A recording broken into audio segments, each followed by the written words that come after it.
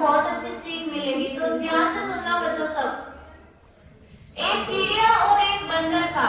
एक चिड़िया और एक बंदर था। वो दोनों अलग अलग पेड़ पर बैठे थे। तो सामने एक घर था और उस घर में आग लगी हुई थी और वो आग जल रही थी, वो घर जल रहा था। चिड़िया भी देख रही थी और बंदर भी देख रहा था। चिड़िया देखते देखते उसकी आंखों में आंसू आने लग गए। वो बहुत दुखी होने लग गई देख के कि घर में आग लग रही है और कोई इसे बुझाने वाला नहीं है। अंदर अगर कुछ सामान है तो वो जल जाएगा, अगर कोई बच्चे बूढ़े कोई भी है तो वो सारे मारे जाएंगे, जल जाएंगे। लेकिन इनको बचाया कैसे जाए? तो चिड़िया ने अपनी चोंच में पानी उठाया, पानी की बूंद एक बूंद पानी की ली और उस घर पे फेंक दिया। फिर अपनी चोंच में एक बूंद पानी की लेती और उस घर में डाल देती। फिर एक बूंद पानी की लेती चोंच में और उस घर में डाल देती। बंदर दूर बैठा बैठा हंस रहा था, देख के हंस रहा था और हंसते हंसते बोल रहा था कि तू आग बुझाएगी, तू आग बुझाएगी। तो चिड़िया अपने रुआं से गले से होकर बोली कि मैं आग नहीं बुझा पाऊंगी।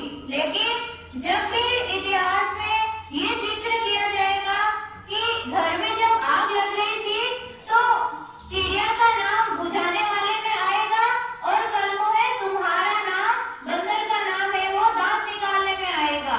तो इस कहानी से हमें ये शिक्षा मिलती है कि अगर कोई भी व्यक्ति मुसीबत में है या किसी पर भी मुसीबत आई है तो हमें उसको मुसीबत में देख के हंसना नहीं चाहिए या उससे दूर नहीं भागना चाहिए, उसका मजाक नहीं उड़ाना चाहिए, बल्कि अगर कोशिश हो सके तो उसकी सहायता करनी चाहिए। अगर आपके पास में पैसे नहीं है, इतना धन नहीं है कि हम उसकी सहायता कर सके तो अपने शरीर से उसका साथ देना चाहिए। और अगर हमारा शरीर भी उसका साथ देने लायक नहीं है तो हमें अपनी वाणी से उसका साथ देना चाहिए। कम से कम उससे मीठा बोलना चाहिए, उससे सांत्वना बंधानी चाहिए।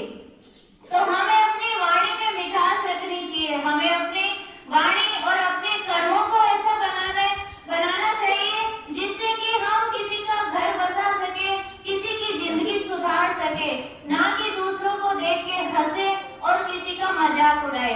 Thank you so much.